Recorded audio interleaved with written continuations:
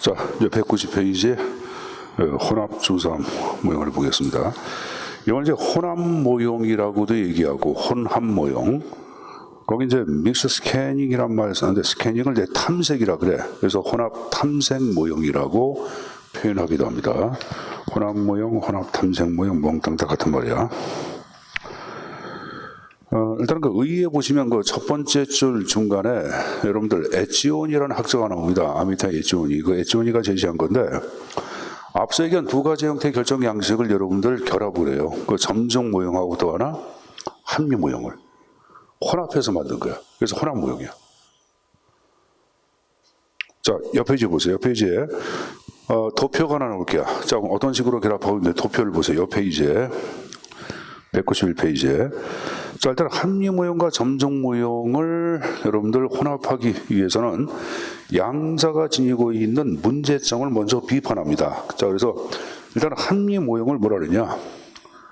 너무 현실성이 없다. 비현실적이다라고 비판했고, 점정 모형 갖고는 야, 너무 보수적이다라고 비판해. 자, 이 말 이해했죠? 합리 모형은 아까 현실 실현 가능성이 없다 그랬잖아.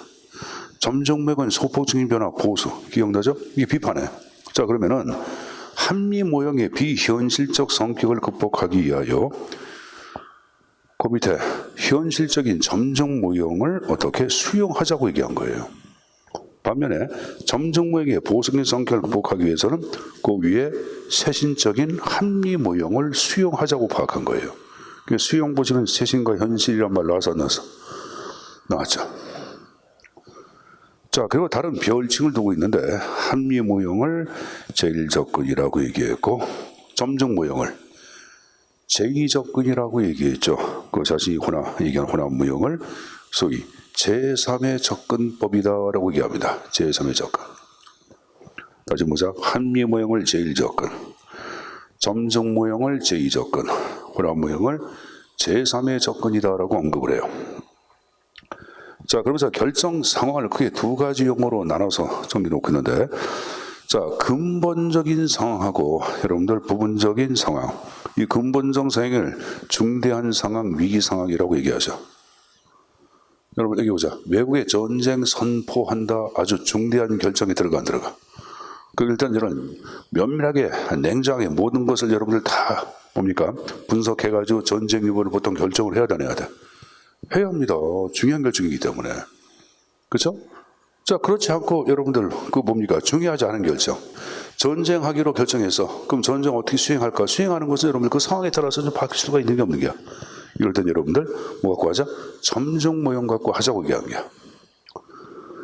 부분적 상황, 위기 상황, 중대한 결정, 점정 모형으로. 부분적, 지역적, 안정적 상황은 점정 모형 갖고 하자고 얘기한 거예요. 합리 모형과 점정 모형. 됐습니까?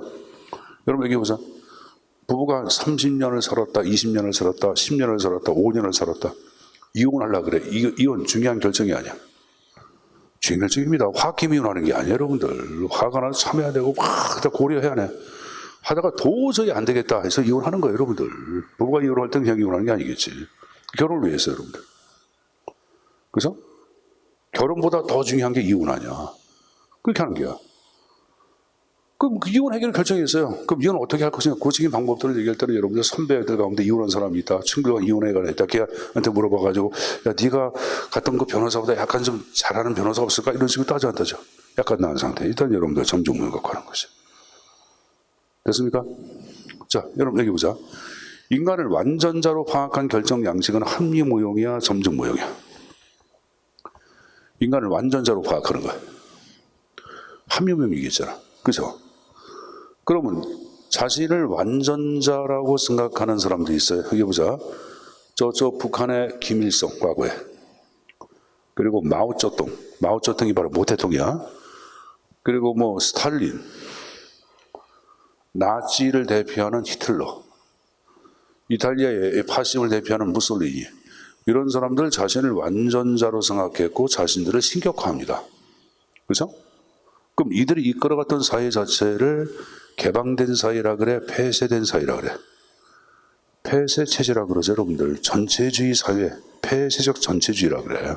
그래서 여기 보시면은 전체주의 정치 사회에서 보통 여러분들 흉내내는 결정 양식을 한미 모형으로 얘기한 거고, 이해해서요? 다음에 다원화된 사회에 적합한 결정 양식을 점종 모형으로 파악했고, 자신이 얘기한 여러분들 혼합 모형을 물어보라. 활동적 사회, 액티브 소사이어티 그러는데 이걸 능동적 사회라고도 번역을 합니다. 근데 이제 이거 학원서 강의하는 선생님들이 좀 여러분 선생님은 현직에 있기 때문에 얘기하는데 뭐 강의할 때는 여러 가지 준비를 하겠지. 준비라고 강의를 하는데 좀 주관을 개입해서 강의하는 선생들이 몇 사람 있어. 강사분들이 있는데 이건 좀 여러분 상관해야 돼. 능동적 사회가 뭔지도 모르고 얘기하는데 능동적 사회를 개발도상 국가라고 얘기하는 사람도 있어. 아닙니다. 애초에 봐가 능동적 사회는 미래 사회야. 미래 사회. 무슨 사회라고 그래? 지금 현재 우리가 살고 있는 21세기 사회를 뭐라 그래? 정보사회라고 그러잖아. 정보사회를 얘기하는 거야. 정보사회. 애초에가 여러분들 이 능동적 사회는 정보사회라고 변명을 해. 그래서 여러분이 정보사회론이라고 하는 그 교재들은 거 보면은 애초에 능동적 사회 자체에 대한 표현이 좀 나와요, 여러분들. 자, 정보사회를 얘기하는데. 그럼 여기 보세요. 현재 보자. 이건 정보사회야. 무슨 사회?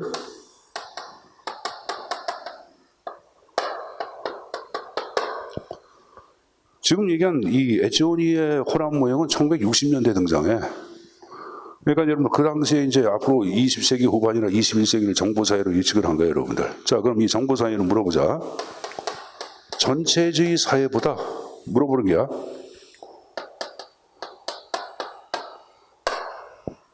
통제 능력이 뛰어난 사회, OX.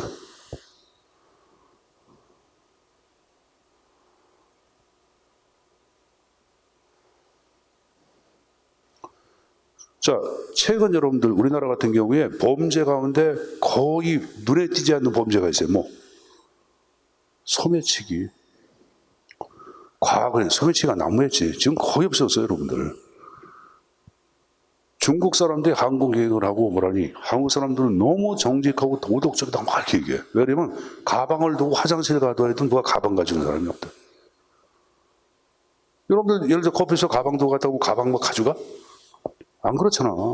요새는 CCTV가 있어 없어? CCTV가 다 감시하잖아요, 여러분들.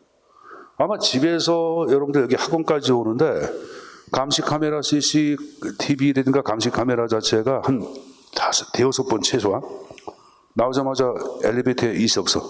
아파트 있죠? 그리고 횡단보도 건너기 전에 있고 그 전에 또 있을 게야. 여기 학원에 들어와도 여러분 지금 카메라가 있고 여기 복도에도 CCTV가 있고 여러분들 뭐가 있어? 그 엘리베이터부터 CCTV 있어 없어? 있다고.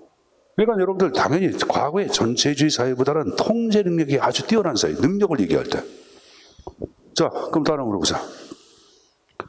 다원화된 사회보다는 합의 능력이 뛰어난 사회, OX. 요새는 여러분들 원격지 간에도 화상으로 회의를 해야 하네.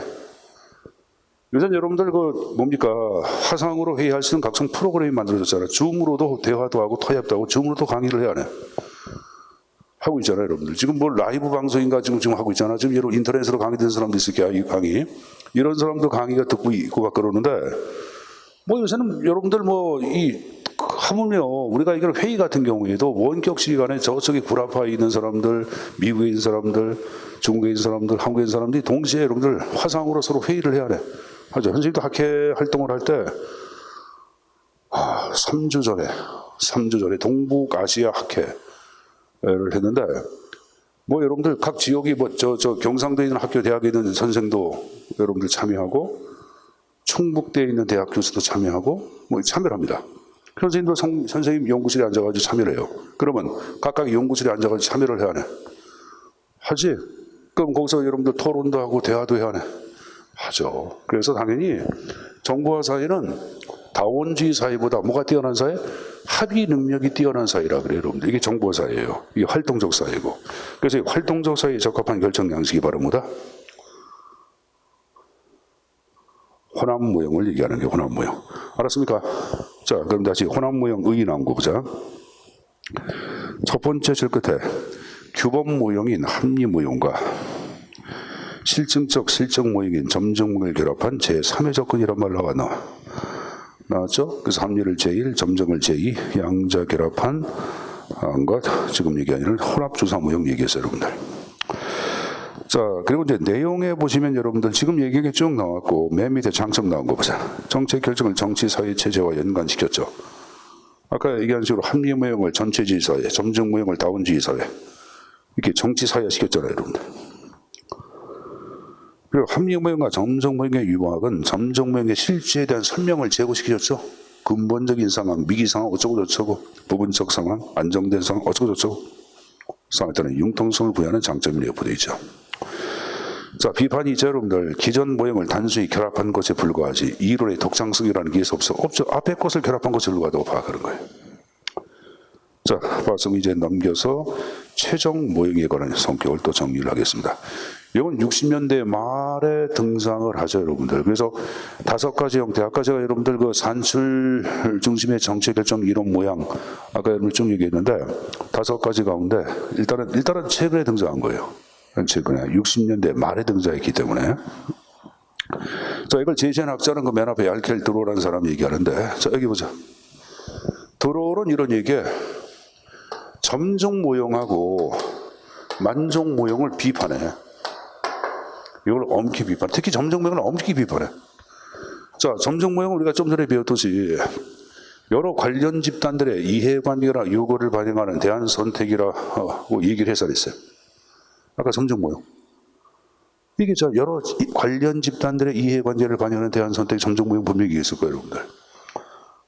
근데 현실적으로 볼 때는 그게 아니라고 파악해요. 점종 모형은 기득권 자체를 계속 유지하기 위한 결정 양식에 불과하다고 비판해. 그럴 바에야 모든 걸 비교하면서 검토할 합리 모형이 더 좋다고 얘기해. 들어오는. 근데 합리 모형을 원칙적으로 인정을 하면서도 이 합리 모형도 결정적인 한계가 있다고 얘기해. 그럼 어떨 때 한계에 직면하냐? 어떨 때 한계에 직면하냐? 선례가 없는 대안 선택. 선례가 없는. 예를 들어 합리 모형 자체가 한계에 직면한다. 왜 그럴까? 합리는 원칙적으로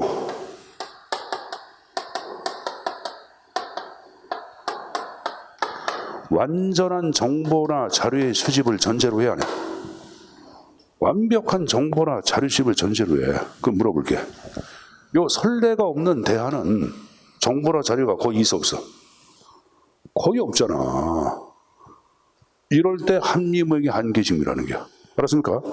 설령 정보나 자료를 수집할 수 있다 하더라도 수집 시대가 수집 비용이 있죠. 이 수집 비용하고 효과를 비교하면 이게 더 커. 아까 합리 모형은 뭘 추구해? 경제적 합리성을 추구한다고 계산했어요. 했잖아. 근데 이런 것은 이거 선례가 없는 이 정보나 자료에 엄청난 비용 들어가고 비용의 효과보다 오히려 마이너스야. 이럴 때는 합리 모형의 한계가 직면한다고 파악하는 거야. 자, 그럼 이제 이럴 때는 어떻게 하는지 그걸 얘기하는 거야. 그걸 어떻게 하는지. 자, 물어보자.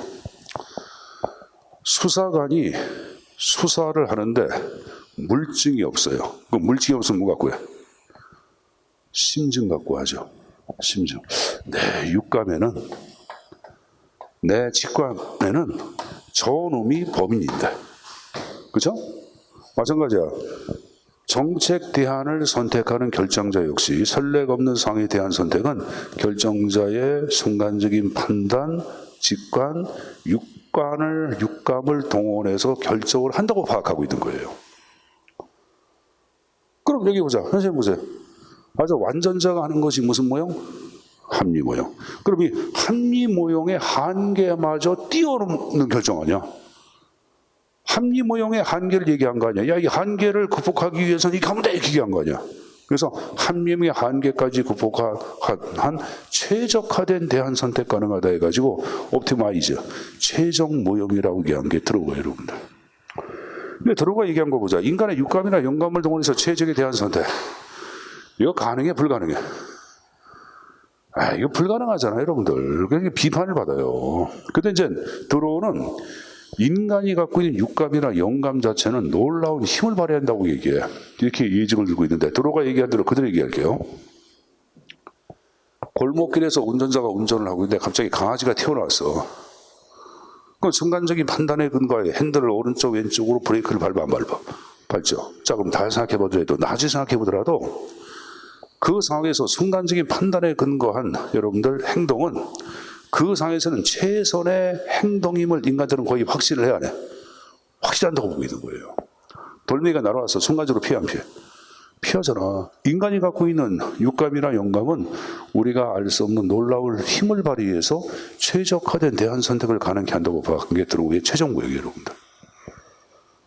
알았습니까? 자, 그럼 들어오의 최종 모형 나온 거 보자. 첫 번째 줄. 원칙적으로 합리 모형을 인정을 한다 그랬어요. 원칙은. 그러니까 여러분들 정보나 자료가 많을 때는 합리 모형 갖고 하면 되겠지. 그렇지만 선례가 없는 대안을 선택할 경우에는 합리적 요인에 초합리적 요인을 고려하자. 자, 쭉 내려가서 여러분들 내용 나온 거 봐. 이 모형은 질적 모형이라 그래. 왜 그럴까 여러분들? 인감이나 육감이나 영감 자체는 계량화된 수치로 표시할 수가 있어 없어? 없죠. 그래서 질적 모형이라 그래. 자, 근데 옆에 계량적 성격 결합 화살표 놓고 합리 모형. 합리 모형은 아까 계량 모형 그랬죠. 비용 편익 비용 효과 분석 계산했어요. 했잖아요, 여러분들. 그래서 계량적 성격 결합은 합리 모형을 인정하고 있다고 표현해요, 여러분들. 두 번째, 합리적 요인과 초합리적 요인. 요 초합리적 요인이 육감과 직관을 얘기하는 거야. 육감과 직관. 자, 여러분 얘기해보자. 그러면 최종 모형도 경제성을 중시한다, 경시한다? 쉽게. 인간의 육감과 영감을 동원한 대안 선택은 뭡니까? 수집 비용이 들어가 안 들어가? 전혀 안 들어가잖아. 이게 보세요. 아까 정보나 자료 수집할 때는 엄청난 비용이 수반이 돼야 한다. 그래서 합리모형의 한계. 근데 인간의 육감과 영감은 돈 들어가 안 들어가? 안 들어가잖아요, 여러분들. 순간적인 판단, 저놈이 범인이야, 순간적으로 육감이 돼. 이런 거 무슨 돈이 들어가? 안 들어가죠, 여러분들. 그래서 나온 게 이것도 하여간에 경제적 이익의 극대화를 대안 선택의 중요한 척도로 보고 있습니다. 왜 그러면 인간의 육감과 영감은 전혀 비용이 안 들어가잖아요, 여러분들. 자, 4번에 환류 작용 강조, 환류에다가 화살표 놓고 정책 결정 체제의 개선이라고 적어놔. 정책 결정 체제의 개선을 강조하고 있다. 제가 방금 전에 정책 결정 체제의 개선을 강조하고 있다 이렇게 했어요. 이게 무슨 말인지 이해합니까?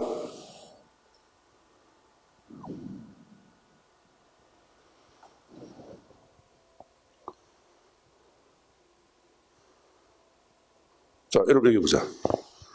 좀 전에 얘기한 요 최종 모형에서는 점종 모형을 비판했다 안 했다? 내가 여기 최종 모형에서 좀 전에 적어놨는데 이것도 점종 모형과 만종 모형 비판했다고 얘기해서 있어요. 아까 얘기했잖아요, 여러분들.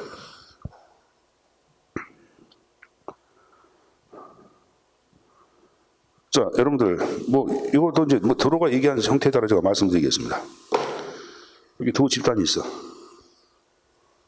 요게 흑인이고, 이게 백인이야. 서로 이게 상반이 돼. 그럼 나온지 얘기하는 게야? 그럼 정부에서 먼저 고려하는 것은, 자, 물어보자. 백인의 의견을 먼저 고려할까? 흑인의 의견을 먼저 고려할까?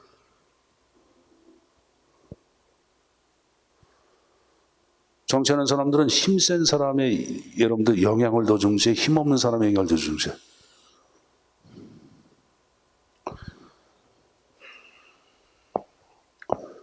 선생님이 여러분들 여기 보자. 재산 상속 자체의 법을 어겼고 뇌물 수술했어. 그래서 들어갔어. 이재용도 들어가서 그럼 삼성 이재용은 나와, 나도 나와. 삼성 이재용만 나오잖아. 그래서 정부에서는 여러분들 두 집단 자체가 서로 상충될 경우에는 힘이 센 집단의 의견 자체를 고려할 수밖에 없는 거예요. 그들의 눈치를 본다고. 안 그럴까?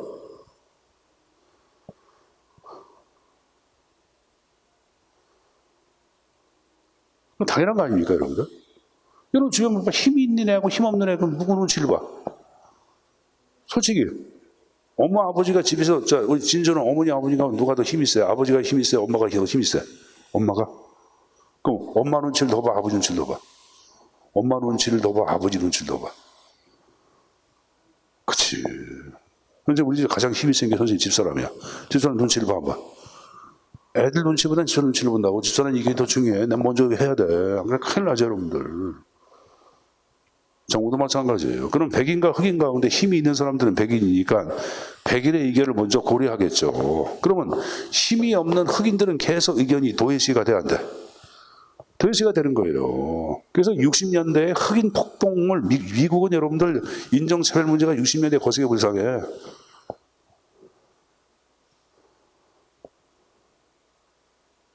말콤 X라는 흑인 운동가 이때 등장하죠. 말콤 X에서 X란 말은 성이야. 나는 성이 없다고 파악하는 게 왜? 말콤은 그런 얘기야. 난 저 아프리카에서 건너온 흑인이라 난 조상이 누군지도 몰라. 그래서 스스로 성을 X라고 진 게야. 말콤 X.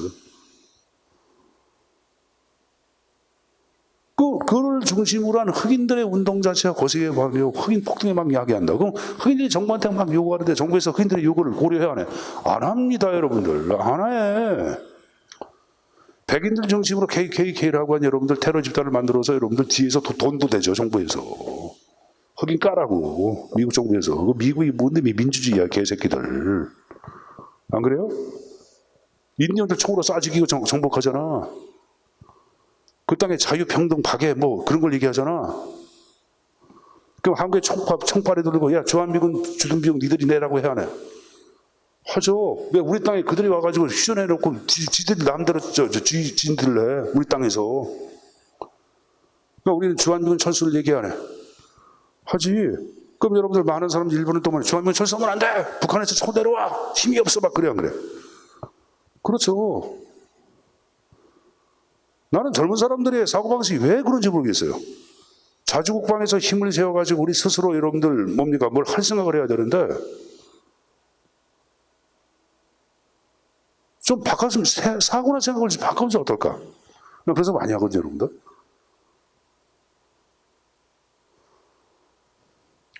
북한 잘한 거 하나도 없지, 북한 놈들. 우리도 그 힘을 좀 기려야 돼, 여러분, 힘을. 그래야지 북한 눈치 안 보지. 안 볼 수, 북한이래. 미국 눈치 안 보지. 일본 새끼들 별짓을 다 해야 해, 우리. 근데 우리가 힘이 없으니까 일본에 대해서 우리 지금 GDP 여러분들 실질적인 지수가 우리가 높아졌대. 이번에 여러분들 그 일본이 도쿄 올림픽도 완전히 저거 아니야, 여러분들 적자 하냐. 그래서 여러분들 실질적인 GDP가 한국에 앞서다고 얘기하더라고. 앞으로 이제 이 격차가 더 심한, 우리가 이제 앞으로 더 갈 기운수가 크다. 그럼 이제 우리가 일본도 말 들 필요 없어. 없잖아. 백색 국가 해가지고 그 새끼는 우리나라 수출 그런 거 못하게 해버렸잖아. 기술 갖고 있다고. 힘이 있어야 되겠죠. 우리가 갖고 있는 사고도 우리 자주란 말을 잠깐만 생각해야 돼. 자주란 말. 북한, 미국에 의지하면 안 되겠지. 물론 여러분들, 미국 철수, 주한미군 철수, 그거는 굉장히 중요한 문제야. 철수 하나 안 하는 것은 그냥 결정하는 문제가 아니지. 상황을 정확히 분석을 해가지고, 철수에도 한국이 스스로 국방력을 갖고 이끌 수 있는지, 한반도를 지정으로 한 지정 역학 조건, 일본하고 중국하고 여러분들 미국과의 관계, 뭐 소련과의 관계가 따지 않다죠. 역사가 얘기잖아, 역사가. 이걸 따져서 해야 되겠죠. 그러니까 무조건 철수하라는 것도 문제고, 무조건 철수 반대도 문제가 되는 거야. 그러니까 우리가 좀 자꾸만 그런 걸 사고를 해야 되겠죠, 여러분들. 자, 여기 보자, 선생님 보자. 요즘 말이 혼나갔는데, 여기 보세요. 지금 얘기한 최종 모형 자체를 얘기할 땐 여러분들, 여기 보자. 다원주의 결정 양식은 좀 전에 얘기했듯이 가진 집단의 의견만을 고려할 뿐이지, 실질적으로 여러 집단들의 이해관계와 유고를 반영한 것처럼 보이나, 사실은 힘이 센 집단의 의견만을 고려하고 있다. 그래서 다원주의에서 하는 결정 자체는 문제가 있다. 이를 개선하기 위해서 만든 게 최종 모형이에요. 그래서 여기 활류를 강조한다는 것은 정책 결정 체제를 강조하고 있다. 이렇게 해도 상관이 없어요, 여러분들. 알았습니까? 제가 정책 결정 체제의 개선을 강조해서 만든 거 지금 얘기하는 최종 모형 얘기했어요. 저번에 정책 결정 과정을 크게 3단계 형태, 초정책 결정 단계, 두 번째 정책 결정 단계, 세 번째 후 정책 결정 단계, 3단계 형태로 제시해놓고 있는데, 초정책 결정 단계를 얘기할 때는 정책 결정을 어떻게 할 것인가를 결정하는 단계를 얘기합니다. 정책 결정을 할 때는 누가 정책 결정을 담당하고 어떠한 사상에 근거해 결정을 해야 되겠고, 뭐 그런 걸 결정을 해야 돼. 그래서 이때 하는 거예요, 여러분, 이때. 그 다음에 이제 정책 결정 단계는 이게 구체화된 대안 선택, 우리가 하는 정책 결정이고, 후 정책 결정 단계 화살표, 집행평가 완료가 이루어진 단계, 그걸 후 정책 결정 단계라고 얘기합니다. 오늘 다음 페이지 보시면은 그 지금 얘기한 3단계 형태를 박스에다가 18단계 형태로 제시해놓고 있어요. 그 단계 보지 마세요, 여러분들. 제가 3단계만 정리해서 가지고 왔어요. 구체적인 단계는 출제해 나온 적이 한 번도 없습니다. 자, 그럼 B판을 보자. 자, 들어가 볼까 초합리성, 육감, 직관, 영감. 이것에 대한 여러분 구체적인 성격이 명확하지가 않죠. 여러분들 육감과 영감이 무엇인지 정확하게 얘기하기가 쉬워요. 어렵잖아요, 여러분들. 그죠? 또 인간의 육감과 영감을 공헌해서 최적에 대한 선택. 이거 지나치게 유토피아적 환상 내포되어 있다고 비판을 만든 거예요. 여러분들 꿈에 여러분 흑돼지가 3마리가 나타났어. 그래서 여러분들 로또 복권 사야지. 그래서 여러분들 스스로 로또 복권을 10,000원을 샀어. 당첨되는 경우가 있어 없어? 거의 없잖아. 인간의 육감과 직관은 지금 얘기한 식으로 맞는 건 아니잖아, 항상. 그래서 지나치게 유토피아적 성격 내포되어 있다고 비판을 받는 것. 지금 얘기한 최종 무형을 얘기합니다. 자, 그래서 일단은 행정학 산술지향을 대표하는 5가지 형태, 합리모형, 만족모형, 점증모형, 최종모형, 그리고 혼합모형 5가지 형태가 있어요. 자, 그에 들어보세요. 선생님 보자. 인간을 완전자로 파악하는 것은 무슨 모형이야?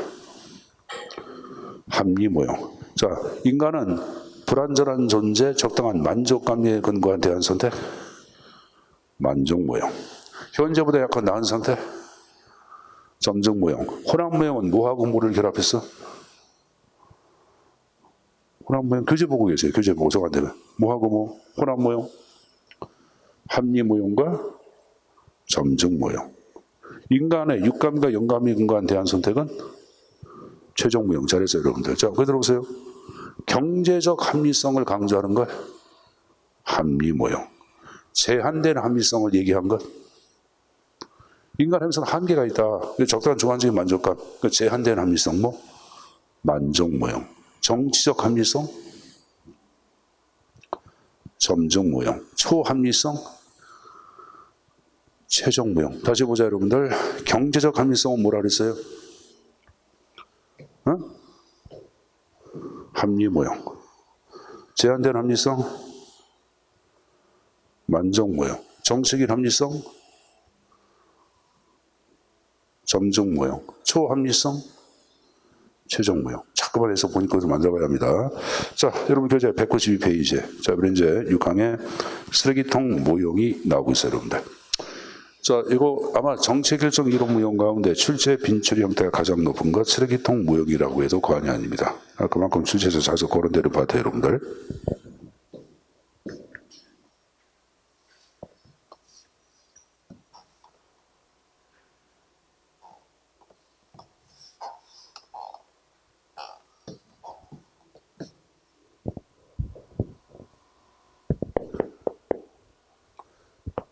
지금 나이가 20살? 21살? 진주. 20살 아직 안 됐어? 넘었어? 23대 먹었나? 그건 안 됐고.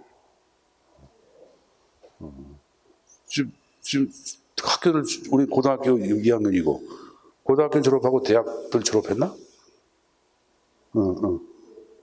졸업했어?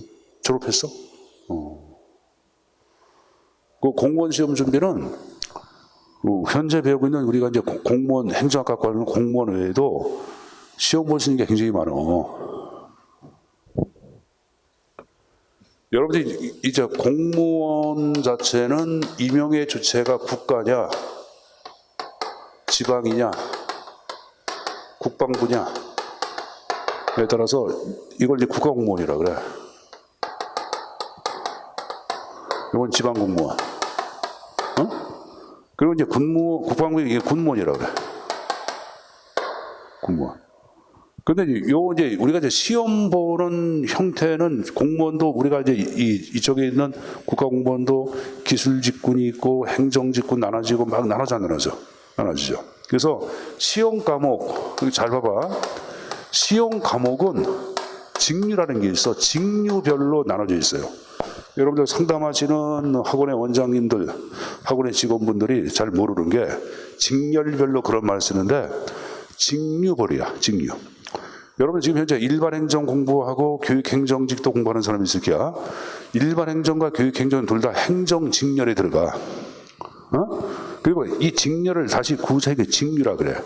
그리고 그 안에 일반행정, 교육행정으로 다시 나눠져. 그럼 일반행정하고 교육행정은 시험 과목이 같아 틀려? 틀리죠. 일반행정은 행정학이 들어가고 교육행정직은 교육학이 들어가. 그래서 여러분들 이 직류별로 시험 과목이 결정되는 거야. 근데 이제 요거는 이제 같아. 요거는 같아. 그래서 이제 일반행정 자체는 국가직, 지방직 다 같아. 교육행정직도 마찬가지예요, 여러분들. 근데 하나 이렇게 교육행정직, 국가직은 여러분들 국어 같은 경우 1년에 뽑는 게 2명생밖에 안 뽑아. 지방직만 뽑아. 그럼 지방직은 어디서 근무하냐? 학교, 여러분들 초등, 고등학교, 공립학교에 행정지원실이라는 게 있어요. 과거의 서무과. 거기서 근무하는 거예요. 교육행정직은. 일반행정직은 여러분들 지방직 같은 경우에는 지금 얘기한 식으로 구청이나 시청이나 동사무소에서 근무를 해야 하겠죠. 그럼 여러분들 생각해보자. 일반행정하고 교육행정하고 인원수를 많이 뽑는 건 어디서 많이 뽑을까? 당연히 어디서 많이 뽑아? 일반행정이 많이 뽑아요, 여러분들. 많이 뽑아요. 근데 이제 지방직 같은 경우에는 일반행정과 교육행정 자체가 6대 한 4 정도 될 거야. 인천시 같은 경우에는 6대 4나 7대 3 정도. 7대 3 정도 뽑아요, 여러분들. 우리 학원서 지금 운영하고 있는 것이 일반행정반하고 교육행정반 두 가지 형태로 나눠서 운영을 하고 있어요. 자, 그리고 이제 국방부 같은 경우에도 직무가 여러 가지가 있어. 그 가운데 여러분들 일반행정 있고, 군무원 시험 자체에서는 영어하고 한국사가 자 검정 시험이야. 영어는 공인 시험. 그러니까 여러분들 GTL프라든가 탭스라든가 토익이라든가 일정한 점수가 올라가는 점수 굉장히 낮아요, 여러분들. 점수 진짜 낮아. 우리가 보통 시험을 30점, 35점만 넘으면 여러분들 합격을 해. 여러분. 한국사는 60이라 70점 정도 넘으면 한국사도 합격을 해요, 여러분들. 이걸 시험 통과하고 남은 과목들, 국어, 행정법, 행정학, 이 세 가지 시험 보는 거예요. 자, 2020년도 같은 경우에 여기 보자. 보통 일반 행정 자체를 평균치를 따라서 얘기할 때 여러분들 표준전수제 빼놓고 할 때 일반 행정직 커트라인이 88점 정도 돼. 88점. 그리고 이쪽에 교육행정 같은 경우에도 88점 정도 돼. 비슷비슷해. 근데 군무원 시험 자체는 73점이 커트라인이야. 국방부, 육군, 공군, 해군 73, 74 이렇게 왔다 갔는데 73이 평균이야. 그럼 어디가 들어가기 쉬워?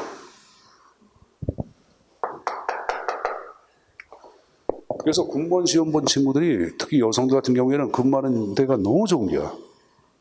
너무 좋은 거야. 난 이게 좋은지 모른다는 게 너무 좋아하는 거야. 그리고 이거 외에도 여기 보자. 인천시는 인천 뭐가 있어요? 철도공사. 지하철공사가 있어요. 시험 과목이 행정학 들어가요. 행정학. 시험과 행정학하고 영어야. 처음 알았지? 학원 잘 몰라. 선생님은 잘 알아. 왜? 공기업이죠. 공기업 들어갔죠. 공기업 절반이 행정학 시험 봐. 공인영어. 공인영어는 시험 보면 점수 나오잖아요.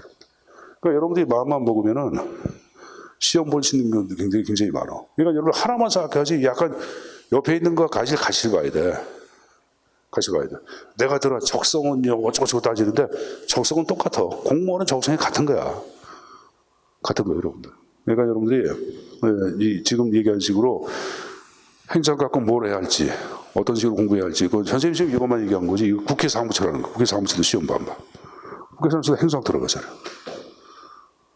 앞으로 선생님이 많이 얘기를 해줄 거예요. 그러니까 여러분들이. 그리고 또 하나, 이왕 시작한 거 중간에 포기하지 말고 열심히 해가지고 내년도에도 합격하면 좋아 안 좋아? 좋겠죠. 그러니까 남들이 공부를 어떻게 하냐 그게 중요한 게 아니라 내가 나를 잘 관리하면 돼. 내가 나를 잘 관리. 그러니까 아침에 일어나는 시간 좀 일찍 일어나가지고 공부를 좀 하고, 그리고 중간중간에 비는 시간들 그냥 넘어가지 말고 중간중간 시간을 잘 활용해가지고 하루 일과를 잘 짜면은 내년도 시험에 웬만하면 합격해서 여러 가지 가운데 여러분들 한 2개 정도만 가져가면 된다. 이거 여러분들 국가직 4월 달에 있고 지방직 자체를 얘기할 때는 5월, 6월에 있고 이건 언제 있어요? 여러분들 7월에 있어. 그냥 시험 볼 수 있잖아. 그러니까 여러분들 이걸 보기 위해서는 뭘 해놔야 돼? 공인영어하고 한국사 능력 검정 시험 미리 봐서 따라야 돼. 한 달에 한 번 시험이 있어. 시험 보는 거 어떻게 보는지 인터넷 치면 다 나와. 그게 봐가지고 여러분들 점수를 꼭 받아놔야 돼. 그 한번 받아놓으면 2년인가 유효기가 아니야, 2년. 한번 받아놓으면. 그럼 여러분들 이제 평상시에 그럼 별도로 공부하냐? 아니, 학원에서 공부하는, 우리 인천행정고시 학원에서 하는 영어 공부하고 한국사 공부해 두시면은 충분히 시험 가서 좋은 점수로서 점수가 나올 거예요, 여러분들. 같이 이제 공부하는 것도 하나의 방법이라고 말씀드린 겁니다. 자, 이제 쓰레기통 모형을 좀 보겠는데, 여기 보세요. 내가 시험 과목은 직류 중심이라 해서 뭐 중심?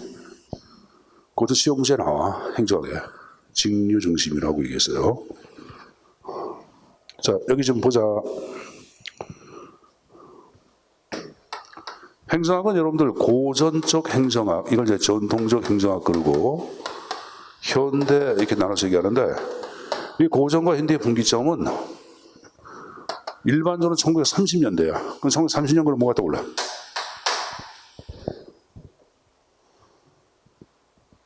경제공황, 대공황, 29년도.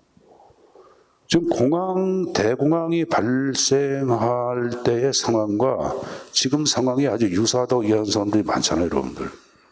1920년대에 미국은 여러분들 1차 대전 이후에 구라파 모든 국가적 기능이 망가져. 그래서 세계 제1국가로 부상한 게 미국이야.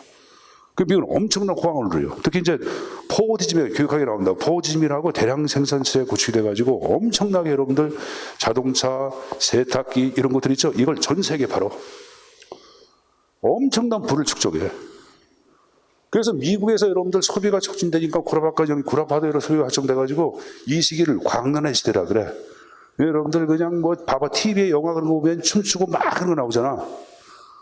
봐봐, 무슨 바에서 춤추고 연애하고 뭐 무도에서 뭐 캉캉 춤추고 막 그런 게 그냥 엄청나게 이제 이루어지거든. 근데 29년도 5월 달에 여러분들, 검은 5월 달 그러죠. 5월 달에 여러분들 주식이 폭락하기 시작합니다.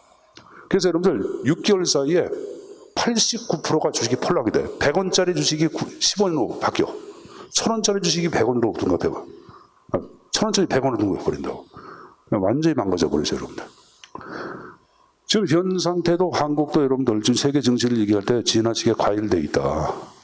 모든 게 과열. 부동산도 과열, 주식시장도 과열돼 있지 않냐. 그래서 여러분들 지금 여러분들 그걸 계속 경고하는 학자들이 나오잖아요, 여러분들. 29년도 공황보다 더 무서운 공황이 발생할 거다 얘기하는 사람이 있어. 학자 이름이 기억이 안 나는데. 자, 하여간에 이 행정학은 30년대를 분기점으로 이전을 고전이라고 그러고 이후를 현대라고 얘기합니다. 알았습니까? 그러면 이 고전의 환경을 대비하는 것을, 고전의 환경이 확실하고 안정되어 있겠죠. 확실성이란 말은 두 가지 의미가 있는데, 일단 환경이 변하지 않고 가만히 있다고 생각하시면 돼. 근데 현대 환경은 굉장히 불확실합니다. 갑자기 돌발적인 문제가 발생하고 급격히 변화하고 이런 식으로. 그러면 이 확실한 환경하에 필요한 조직 구조를 기계적 구조라고 그래. 무슨 구조? 기계는 살아있어, 죽어있어. 기계는 죽어있잖아. 그래서 가만히 있는 조직이야. 근데 현대의 상황은 불확실하다 보니까 이 불확실한 상황보다 탄력적으로 대응하기 위해서는 조직의 형태가 살아 숨쉬는 것처럼 움직여. 유기적 구조. 그래서 이건 보통 앞으로 보겠지만 이 계층제 구조라 그래. 이 구조가 보통 기계적 구조를 대표하고, 유기적 구조를 땐 수평적인 구조, 뭐 동그란 구조, 이렇게 이런 것을 유기적 구조라고 얘기합니다. 그러면은 이 기계적 구조 하에서 대표가 되는 결정 양식이 바로 뭐냐? 합리 모형이에요, 여러분들. 합리 모형. 그리고 이 구조하에서 대표된 것이 바로 쓰레기통 모형이에요. 그래서 이건 이제 비교하는 문제가 나와. 이렇게 비교하는 문제. 이게 또 A급이야. 이거 굉장히 중요하죠, 여러분. 그럼 쓰레기통 모형 자체는, 자, 물어보자. 환경이나 상황이 안정돼 있어야 굉장히 불확실해요. 불확실한 환경. 그리고 어떠한 구조? 유기적 구조. 자, 그럼 물어보자. 대학 같은 경우에 대학 선생님들 사이, 대학교에 있는 학과 교수들 사이는 수익적 관계, 수평적 관계. 여러분 대학을 나왔으면 여러분들 무슨 학과가 나왔을 거 아니에요. 무슨 학과. 행정학과를 나오든 정치학과를 나오든 식품영양학과를 나오든 학과가 있을 거 아니야. 그럼 교수가 보통 대여섯 명 있을 텐데 이 대여섯 명 교수님들 선생님들의 관계는 수평적 관계야 수직적 관계야? 수평적 관계로 봐야 합니다. 물론 그 안에도 사제지간이 있기 때문에 실제로는 수직으로 보이는 사람도 있겠지만은 보편적으로 수평적 관계로 보는 거예요. 그래서 이런 수평적 관계를 대표하는 거예요. 대학 같은 경우. 자, 그리고 또 하나 물어보자. 친목단체. 여러분 고등학교 친구들 아니면 대학 친구들, 중학교 동창들끼리 여러분들 모임이 있어 없어?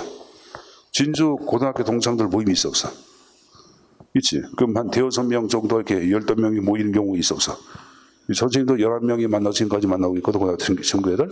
그러니까 이들의 관계는 수평이야, 수직이야? 수직은 위, 아래, 연말해. 이게 수직이야. 수평을 얘기할 때는 대등한 관계를 얘기해. 그럼 수평적 관계죠. 이런 수평적 관계에 근거한 조직 구조를 유기적 구조 그러고 이러한 구조화에서 발생하는 것이 바로 쓰레기통이에요, 여러분들. 알았습니까? 내가 대학이나 친목단체 같은 유기적 구조에서 부지는 결정 양식을 쓰레기통이라고 분명히 얘기했다. 자, 이것도 한 문제예요, 여러분들. 자, 그럼 쓰레기통 결정 양식을 여러분 알기 위해서는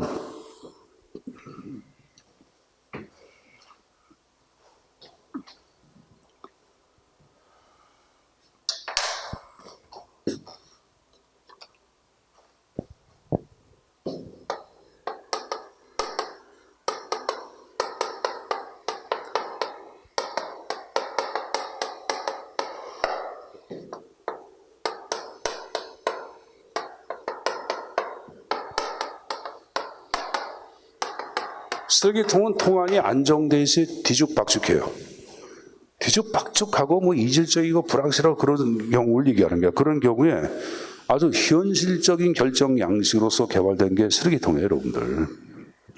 그래서 여러분들 이걸 알기 위해서는 자 칠판에 저기 조직화된 무정부의 상태, 일명 이것을 삼불 현상이라 그래.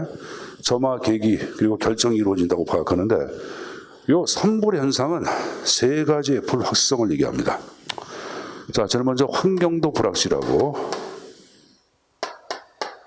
두 번째 참여자, 누가 참여할지 참여자도 불확실하고, 세 번째 목표산도 불확실하다. 이걸 삼불현상이라 그래. 점화 계기는 정책 결정에 필요한 네 가지 요소가 우연히 만나는 경우를 얘기합니다. 그래서 참여자의 흐름이란 쓰레기, 두 번째 문제의 흐름이라고 하는 쓰레기, 그 다음에 해결책의 흐름이란 쓰레기, 그 다음에 선택기라고 하는 쓰레기가 우연히 만나서 결정이 이루어진 걸 얘기해요. 자, 여러분들 이런 경우가 있을게요. 자, 내가 예를 들어서 이호기 인천의 대학이 자 인하대학교, 내가 인하대학교 행정학과 교수라고 가정해보자. 근데 2022년도 내년도 교과목 커리큘럼, 그러니까 과목 안배를 해야 돼. 그러니까 뭐 인사행정을 어떤 교수 담당하고 이걸 안배를 해야 되거든. 근데 과목을 안배를 해야 되는데 교수들이 나오는 날짜가 다 틀려. 월수금 나오는 사람이 있고 화목 나오는 사람이 있고 설령 갔다 하더라도 세미나 참석한다 뭐 한다 해가지고 안 되고 막 그래.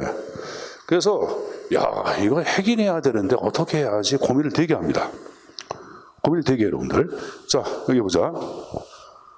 참여자 불확실하죠. 갑자기 세미나 환경도 불확실하죠, 여러분들. 어떻게 해야 할지 목표산도 아주 모호한 상황이야. 그런데 우연히 자 이 행정학과에는 교수가 김 교수가 있고 이게 이제 지금 이게 학과장이야. 오 교수가 있고 최 교수가 있고 박 교수가 있고 노 교수가 있다고 가정하자. 한 사람 더 할까? 명 교수가 있다고 가정하자. 명 교수. 하나 둘 셋 넷 다섯 여섯. 근데 이제 오 교수하고 김 교수 이 학과장이 하루 점심을 먹으러 여러분들 그 학교 앞에 있는 여러분들 삼계탕 집에 들어갔어요. 그 삼계탕을 이제 시켜서 먹으려고 그러는데 옆방에서 평상시에 듣던 목소리가 들려. 문을 빼꼼 열어보니까 그 자리에 최 교수와 박 교수가 먹고 있는 게야. 합석을 합니다. 근데 문 열더니 노 교수가 들어오네? 그러니까 학과장 입장에서 문제가 딱 떠올라. 우리 만난 김에 내년도 교과목 작성 오래 합시다. 그러니까 좋다 그래. 그럼 누구 남았어? 명교수. 전화니까 명교수가 그날 워낙 수업이 없는 날인데 학회에 발표할 논문이 있어가지고 논문 준비하냐고 학교에 나와 있는 거야. 그래서 나와서 만장일치로 결정되는 경우가 있었어. 이죠 여러분들. 자 볼까요 여러분들? 참여자의 흐름 다 일치했죠? 문제 동시에 문제를 인지했죠? 세 번째 만장일치 얘기했죠? 선택기란 말은 뭐냐면 같이 있어도 기회가 오는 경우가 있고 기회 오지 않는 경우가 있었어. 있죠. 예를 들어서 여러분들 아버지한테 용돈 인상 받으려고 그래. 그럼 아버지가 기분 좋을 때 딱 얘기하면 여러분들 이때는 딱 기회가 딱 포착돼가지고 아버지 술 한잔 먹고든 아버지 저 용돈 인상 주세요. 그럼 그래 돈 더 주는 경우도 있었어. 있죠. 근데 아버지하고 어머님하고 이런 부부싸움을 해. 근데 가서 아버지한테 아버지 저 용돈 인상 좀 해주세요. 그러면 아버지가 여러분들 화가 난다. 화가 나죠. 그래서 재떨이 관역을 어머니에서부터 여러분들로 바꿔 안 바꿔. 자, 웃자고 하는 얘기예요, 여러분들. 그래서 선택기란 말은 그날따라 딱 기회가 포착이 된 거예요. 그래서 만장일치가 되는 경우. 이게 지금 이게 쓰레기통 정책 결정 1호명이라고 하는 거예요. 여기에서 자, 환경 참여자 목표. 여러분들 아까 여기 보자. 삼계탕 집에 들어갈 때는 해야 한다고 하는 어떤 여러분들 목표를 갖고 들어간 건 아니잖아요, 여러분들. 그래 안 그래요? 그렇죠? 또 수단 디딘 게 아니잖아. 그래서 이걸 목표산의 불확실성. 여러분들 뭐라 하느냐? 목표가 불확실하다 이것을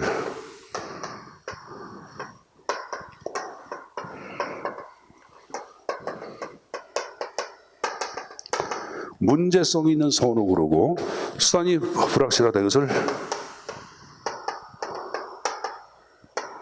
불명확한 기술로 이렇게 표현하기도 합니다. 뭐로 표현한다? 불명확한 기술 같은 말이에요. 자, 교재 나온 거 보자. 자, 의 나온 거 보세요. 문제의 흐름, 해결책, 선택기에 참여자의 흐름이 우연히 동시에 하나의 쓰레기통에 모여질 때 결정이 이루어진다. 복잡하고 급격한 변화의 환경, 이게 이제 불확실한 상황을 얘기하는 거예요. 현실적인 결정 양태, 마치 코엔 올센 등이 들어간다. 자, 내용 나온 거 보자. 산불 현상 나왔죠. 자, 가로 안에 조직화된 무정부의 상태란 말이 나왔을 게야. 환경도 불확실하고 참여자 불확실하고 목표 수단도 불확실하다. 자, 우연한 점화 계기는 네 가지 흐름이 우연히 만난다 그랬죠. 문제의 흐름, 해결책의 흐름, 참여자 선택기. 근데 여러분들 힘들어도 이 네 개의 흐름은 머릿속에 외워둬야 돼.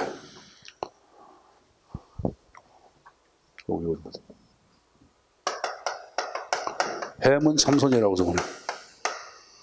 해문 참선.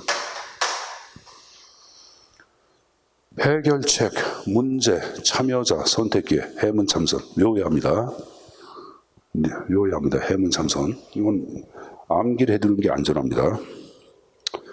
그게 여러분들 우연히 만나서 결정이 이루어진다. 쓰레기통이고. 자, 대학이라 친목단체 아까 유기적 구조라고 얘기했죠. 여기서 보여주기는 결정 양식 얘기했고. 자, 우리가 쓰레기통 모형 자체를 얘기할 때는 날치기하고 짐 빼기라고 하는 결정 양식도 동시에 포함되어 있는데 여기 보자. 다시 보자. 날치기란 말을 얘기할 때는 평상시에 여러분들 표류하고 잘 의견 일치가 보지 않았던 것을 슬쩍 끼워놓는 경우를 얘기해. 기분들 다 좋잖아. 그래서 학교에서 다 우리가 그동안 학과 회비, 교수님들 회비를 한 달에 3만 원씩 했는데 요새 좀 물가도 올라가고 여러 가지 있으니까 좀 회비를 좀 5만 원 올리면 어떨까요? 그러면 좋다고 해서 기분 좋으니까 여러분들 하는 경우가 있었어. 그렇죠? 이게 바로 날치기야. 알았습니까? 짐 빼기를 다른 말로 좀 미로두기라고 그러는데 탈피 미로두기. 이건 여러분들 여기 보자. 계속 시행착오. 그러니까 여러분들 참여자가 한 사람이 안 나와가지고 결정 안 되고 또 여러분들 해결책이 일치 안 돼가지고 여러분 결정이 안 되고 계속 뒤로 여러분들 밀어두는 경우에 결정이 안 되고 계속 뒤로 밀어준 경우도 있었어. 참여자가 5명, 6명이 다 모여야 되는데 한 명 빠지면 안 되는 거 아니야.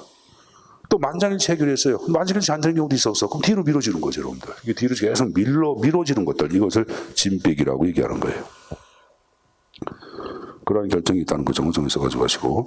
자, 오른쪽에 주요 용어에 보시면은 조직화된 무정부의 상태 가지고 기업본에 문제성 있는 선호 좀 전에 칠판에 적어놨죠. 목표가 불확실하다. 문제성 있는 선호라고 적어놨잖아. 불명확한 기술, 수단이 불확실하다. 불명확한 기술이라고 계산했어요. 그렇죠, 여러분들. 그리고 참여자를 얘기할 때는 유동적인 참여자죠. 누가 참여할지 모르잖아. 일시적인 참여자란 말을 쓰기도 하고. 자, 그다음에 또 그럼 이번에 쓰레기통의 임의적 선택이란 말이 나온 거 보자. 쓰레기통 모형은 의사결정 과정이 문제 확인에서부터 문제 해결로 끝나는 순차적 과정이라고 보지 않는다. 무슨 말인지 압니까? 여기 보세요. 문제를 먼저 인지하고 어디 갔어? 그 다음에 참여자가 그 다음에 오고, 그 다음에 만작일치, 선택기회가 오고, 그 다음에 해결책이 오고, 이런 식으로 하나하나가 순차적으로 오는 것이 아니라 동시에 만나는 거예요, 동시에. 동시에 한 공간에서 다 만나는 걸 이게. 이거가 동시에 만나는 거야. 알았습니까? 이걸 뭐라 하냐면 독자적 사건의 흐름이라고도 얘기해요. 거기 여러분들 기억분에 독자적 사건의 흐름이라고 얘기 안 해. 하죠? 독자적으로 흘러다니다가 우연히 만나는 걸 얘기해. 독자적으로 흘러다니다가 우연히 만나는 걸 얘기해요. 이 독자적 사건의 흐름의 반대말은 적어놓고 화살표놓고 사건들의 상호 의존성 적어놓고 X라고 적어라. 이걸 사건들의 상호 의존성 그러면 X가 되는 게 독자적 사건의 흐름이 맞죠, 여러분들. 그래서 쓰레기통 모형까지 내용 정리해서 가져가십시오. 알았습니까? 자, 들어보자.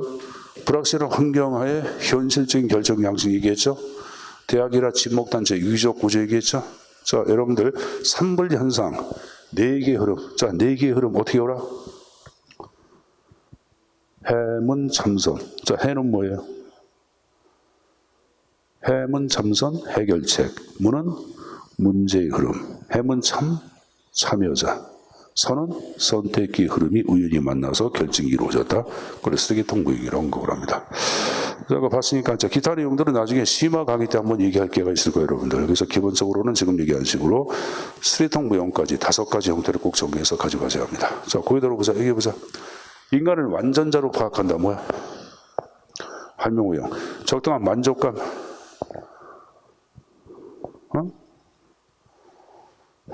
자, 좀 쉬었다 하겠습니다. 쉬었다 할게요.